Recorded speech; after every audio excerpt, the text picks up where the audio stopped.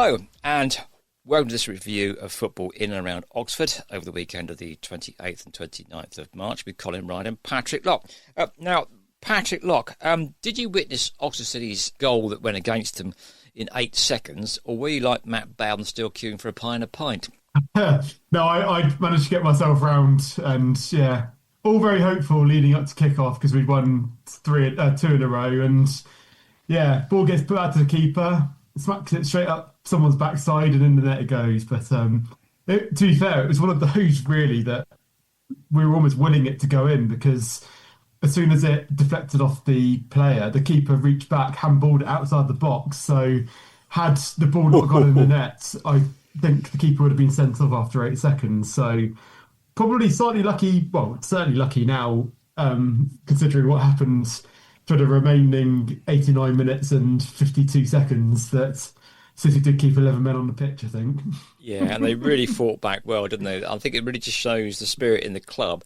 And, the fact that they are where they are against a top side too. I mean, Kidderminster Harriers are really going for promotion, aren't they? But tell us about how the game went, because you were there behind the goal with the lads, weren't you?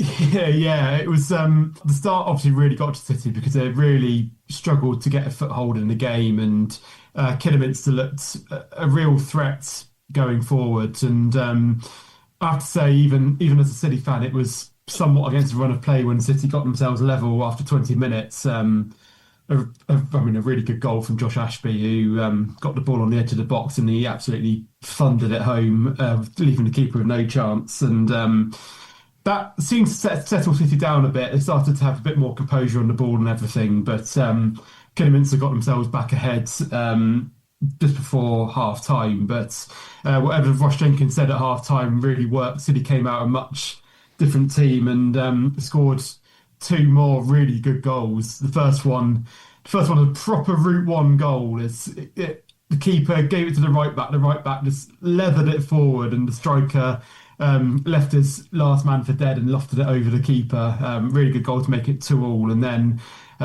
the goals just kept getting better, really. The third goal was an absolute screamer from O'Shea Ellis, who got the ball about 30 yards from goal and just put it proper postage stamp, if you know what I mean. There, just right in the top corner, keeper no chance. And even where I was stood, when you could tell by the keeper him diving right into his corner, but he couldn't get anywhere near it. And yeah, really good goal. And I have to say, City saw it out brilliantly, the game. There was one really good block with about 5 minutes to go, but otherwise restricted Kidderminster to very few chances. And yeah, another really good win. And looking at the remaining fixtures, it's very much a bonus win, I have to say. It's probably one of those games where you'd have definitely taken a point before the game. So yeah, really good win for Ross Jenkins' men. All right, we're here now from man of the match, Josh Ashby. He does comment on the start that City made on Saturday against Kidderminster Harriers.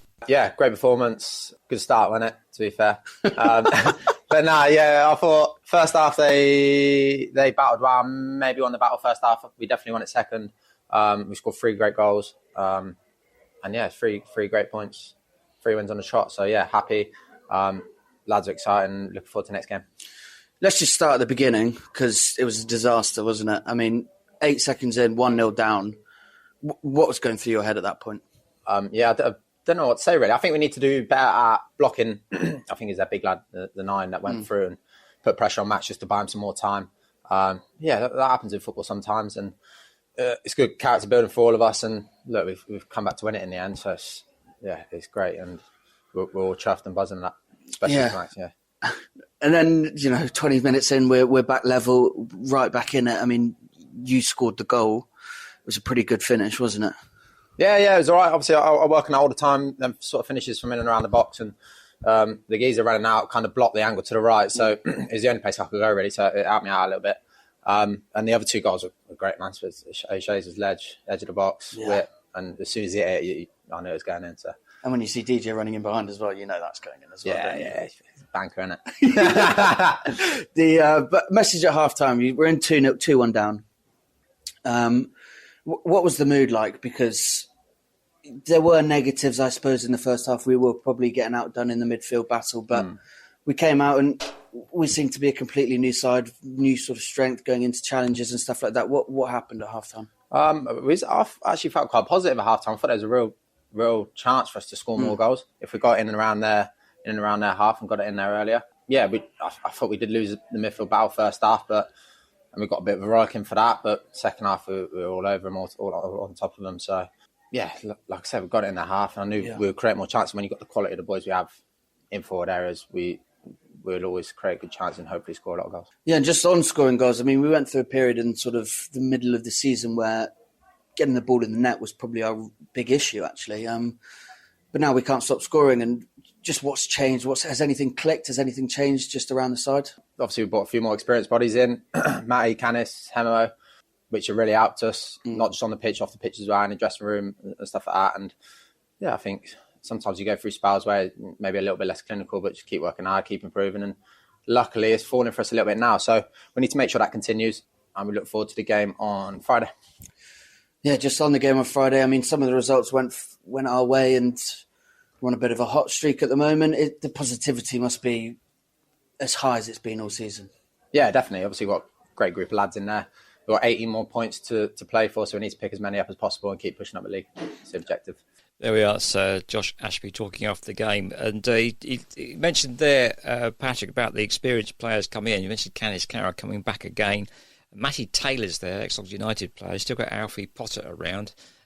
Josh Ashby's evergreen down there, okay? When we lost Reece Fleet a while, I think we suffered from losing him in midfield. But they've got some really good players now. And the attacking options up front with this DJ Sturridge scoring goals almost for fun sometimes. Even when he's blinded by a stray contact lens in his eye, he still managed to find the back of the net.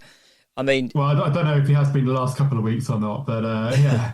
He certainly knows where the goal is at the moment. And it's as Josh Ashby kind of said jokingly there, but it's one of those at the moment where you know that if he kind of gets through on goal, that there's a good chance he's going to put it in the net. But I mean, your point about the bodies that City have at the moment, it's probably the widest variety of players that I ever remember at City. The times I watched City, I've kind of always been used to City having quite small squads and having really good players, but not much on the bench. But you look at City's squad at the moment, and there's so many options, and the bench every week as well.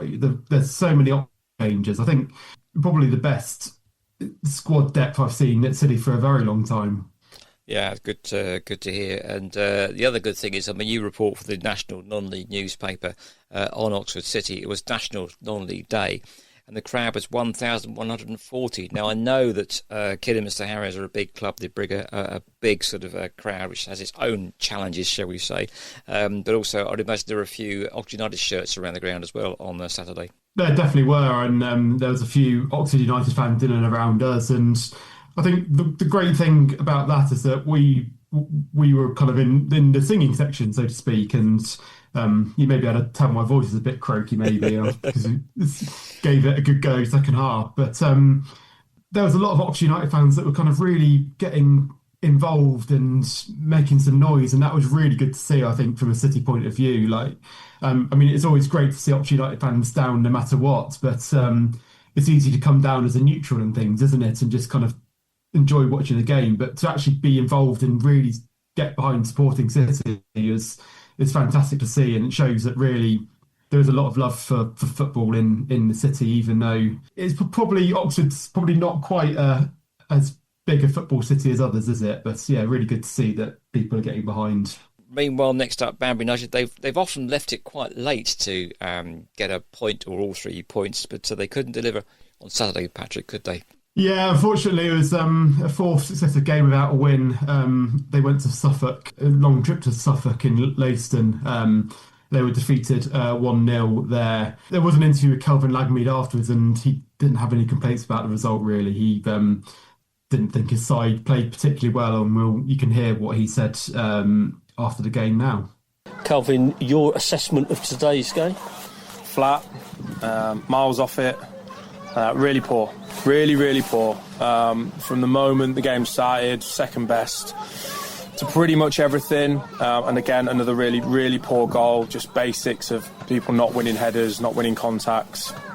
You know, this level is full of that. You know, you have to do the basics of this level really well, you know, and that sometimes is literally landing on first and second balls and putting balls into good areas and, you know, energy and, you know, going after the game. And we just lacked all over the park today. Really, really poor. Probably the most disappointed I've felt in a long time. You know, we had some tough games against Corn and Halesowen, but they're right bang at the top of the league. And, you know, they're in really good form, good players. Not to say Leiston haven't, but we came in, it was just different. We were flat from word go. It was literally like we just got off the bus as soon as the game started. You know, and we are in danger of, if we haven't already done, undoing all the really good work since the turn of the year. We've got 6 games left, and they're big games because, you know, we are now looking at the character of this group. What does it mean to this group? Do we want this season to just fizzle out and we finish 14th or 15th? Or are we going to go after those 6 games and try and get as many points on the board? Because there's question marks just raising its head a little bit at the moment of that group, individually and collectively, because I'm not happy with today at all. What do you put that flatness down to? Would you say it's probably a small squad and maybe 1 or 2 players having to go to the well a little bit too often? Or is that not an excuse you would accept? Well, you could give them that. They've played a lot of games, a lot of them, but that's football. Like, you go into every season wanting to play every game, and there's 50 games. So, you know, I could say that, you know, the squad isn't massive. We've had a few niggles and knocks, but I don't buy into that. You know, as a player, you know, for most of my career, I played 40, 45 games every single year, outside of injuries and bits and bobs. So I wanted to play every week, you know. I made sure I looked after myself the best that I could to make sure I can. So, yes, it's the end of the season. Yes, it's been a long old slog since Christmas with the amount of games, and the amount of games we've had to kind of catch up on. But I'm not going to give them that. And look, you could throw in the journey as well. It was a long old journey. We arrived a little bit late, but then you've got to get your mindset right. You've got to do the basics well. You know, just keep things simple and be solid. And, you know, we gave them a sloppy goal, and, you know, we puff. We changed it at half time just to try and inject a little bit of energy and a bit of enthusiasm. But we sort of failed on all fronts today. So Kelvin Langley there, not a happy bunny with his defeat on Saturday away at Leiston. Tame United, meanwhile, they were at home to Ware. And they got a point which won't do them too much harm, but they are still, I think, just about in the promotion spots, Patrick. Probably could have done with all 3 points, but 1-1 draw at home, probably okay. Ware, not a happy hunting ground this side of the neck of the woods for Ware. I think they got knocked out, didn't they, by North Lee a couple of years back when North Lee were on the charge back up there. But yeah, anyway, and then 12 draw. months later got beaten by Didcot in his playoff final as well. So they probably hate Oxfordshire, I'd have thought. But, I think so, yeah. But anyway. Yeah. The first thing I checked actually once I saw that they drew was I had a look at the table, what happened, because Tame won on Tuesday night last week and got themselves into 4th place above not just Hertford Town but also Biggleswade Town as well. But as I say, it was a 1-1 draw there. Mark Riddick scored a leveller in the second half. But the main thing is they do still remain 3 points clear of Hertford Town, because Hertford Town played Biggleswade FC and drew 3-3 there. So that was a draw there. Who's also fighting for the playoffs. It has to be said where are the best of the rest, has to be said. So they're 7th place, so certainly not a bad team at all. So probably a good point rather than 2 points lost, I'd have thought. I think we've heard from the managers before in this league and these leagues at this level that really, if you're not on your game, top and bottom doesn't seem to matter at all. That you know, there's some topsy-turvy results, so really you've got to turn up and play. And make sure you're on your form all the way through. So Didcot Town were on their travels to one of your favourite places, Frome Town. You've got happy memories of Oxford City versus Frome Town, haven't you, Patrick? Not exactly what I'd say, Colin. Yeah, they had a cup set there a few years ago under David Oldfield. Lost 2-0 to a team 2 leagues below us, which goes right in the book of cup sets that City have had in the West Country. It's very much not a happy hunting ground for Oxford City, who lost to Westbury United this year, and similar situation. So we'll gloss over that, but it gives me a bit of PTSD when I see Frome Town's name. But yeah, Didcot Town, they lost 2-0 there though. Jamie Heapy, he did have some comments after the game, but before I read them out, he was pretty happy with his side performance. Froome Town are top of the league, they're champions elect pretty much. So what he said is, I'm pleased with the performance against champions elect Froome Town. It's always going to be a tough ask of my players, but we came here to get something out of the game.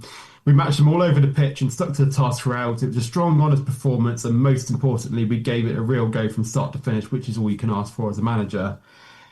Finn, the goalkeeper, made a couple of good saves. My only criticism is that we didn't work their goalkeeper enough. Special mention to JP, who was a constant threat all game. Their defenders knew they were in a proper battle with him and caused problems throughout. There's plenty for us to take from that performance as we keep pushing forward and look forward to Brixham on Friday. So yeah, it sounds like they played well there, Colin. Just unfortunately came up against a really good team, I think.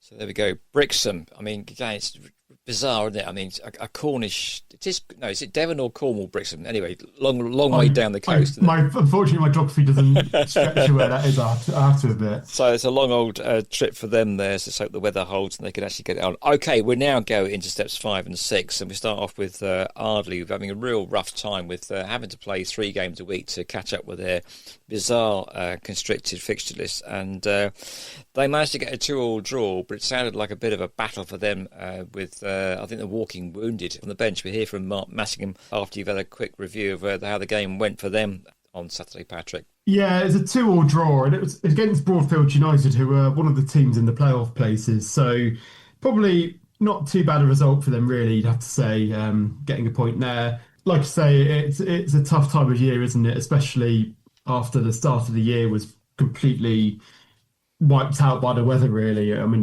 it's a horrible time of year for non-league clubs, wasn't it? That absolutely, yeah. Constant rain, and the problem is when you end up then playing Saturday, Tuesday, and some weeks even Thursday, it's a massive effort on the players, isn't it? It is, yeah.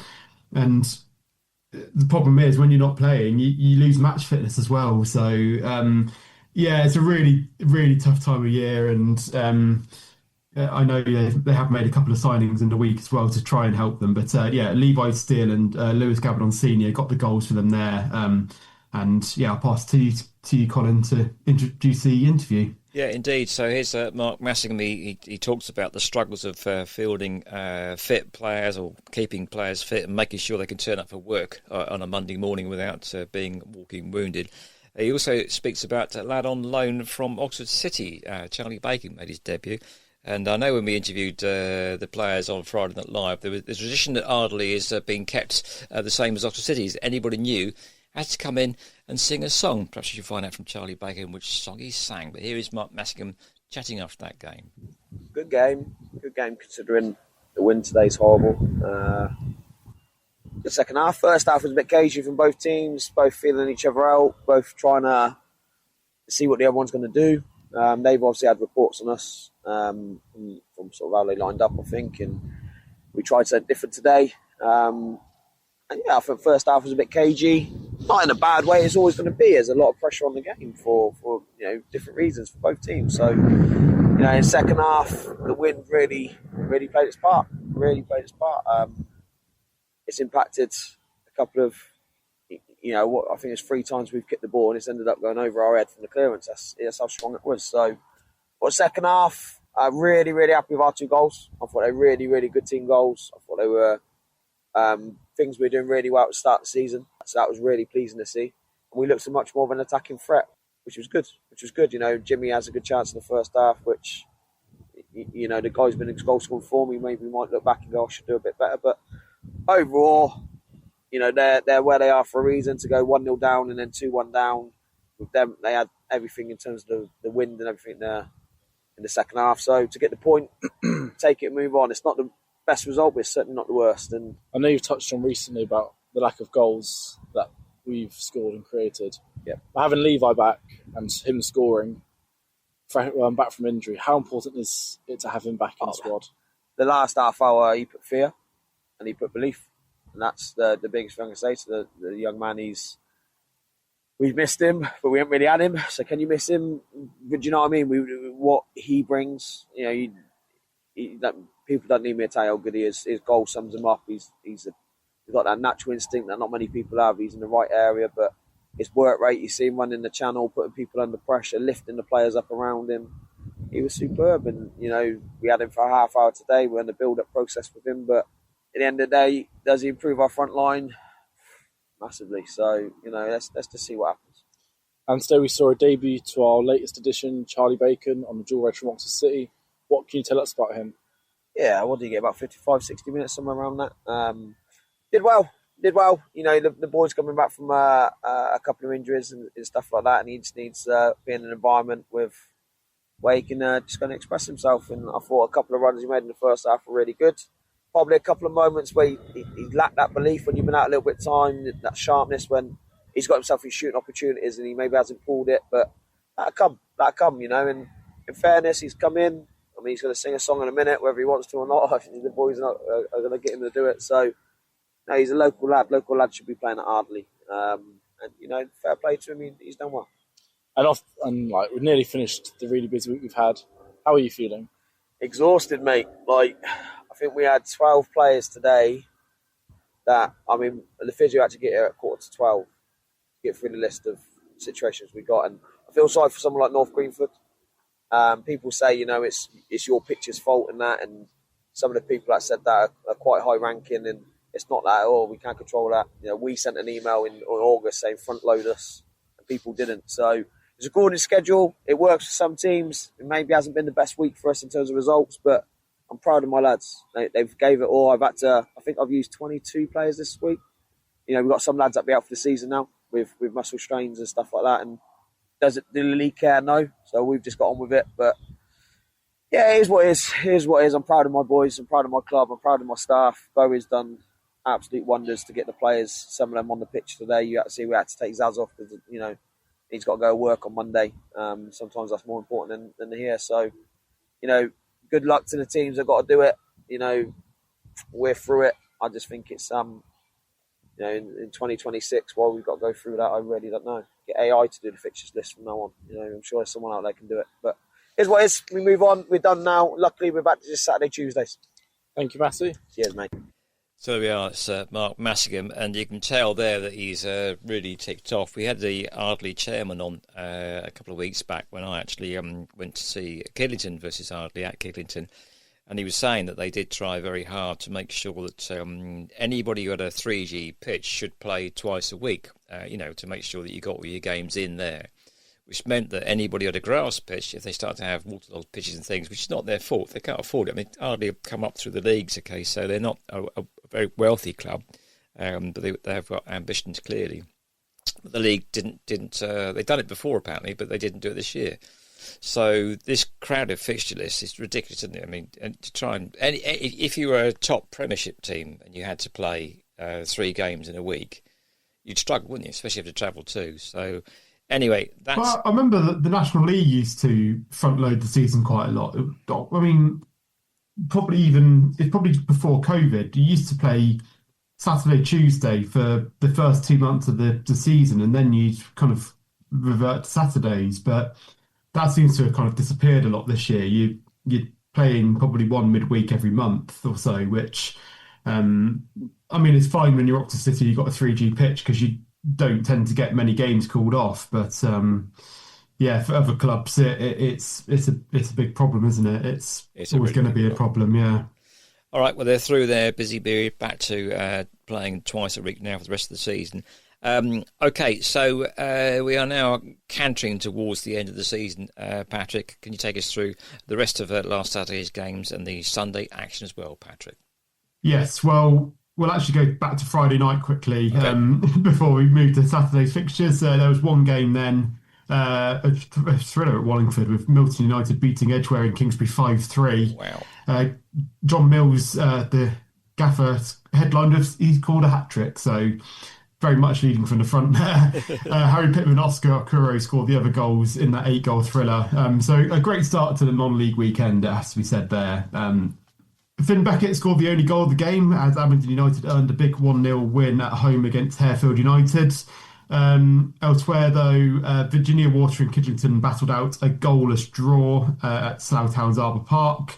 But sadly, Wallingford and Crowmarsh were defeated 2-1 away at British Airways, and Northley were beaten 4-2 by Wokingham Town. So Some good results, some not so good results from the combined counties this week. There was a big weekend for Easington Sports, though. They put some real breathing room between themselves and the drop zone the last week. We've spoken the last couple of weeks about them being just 1 point above the drop zone, and on Saturday they beat bottom of the league GNG Oadby Town. Bit more of a tongue twister than it should be. That I'm not trying to make that. They won 4-1 there. So Piotr Fornell, Sam Lawrence, Charlie Pye, Tom Smith scored the goals there. It just moved them up a place in the league and has now moved them 7 points clear of the drop zone as they've won twice in the week. So a really positive week for Easington Sports there. So really good to see them get some points there. Now, just one game involving our side in Hellenic Division 1 this weekend. It was Casterton who were on the end of a heavy defeat. They lost 5-1 to Malmesbury Victoria there. That still sees them a couple of places above the relegation zone, still fairly comfortable in terms of points. So on Sunday, there's a couple of games, no Oxford City game this weekend. Nicole Barrett and Nicola Gibson scored 2 goals as Oxford United beat #United in the Women's National League South. What was a really important result for Abingdon United women, who ran out 4-0 winners against bottom of the league Worthing. Molly Ligo scored first, and then the final 3 goals came in the final 15 minutes. Erin Hartigan, Holly Selwood and Mimi Hodges with the goals there. So that's what happened this week. Colin, back to you. Right, so the weather is improving. The clocks have gone forward, so the evenings are quite light now. So, and it's a very, very busy Easter weekend coming up. There'll be lots of football action. Could be a deciding factor in many of our local teams, Oxford United as well as Oxford City, I think. But tell us where you can get your football fix this coming weekend, Patrick.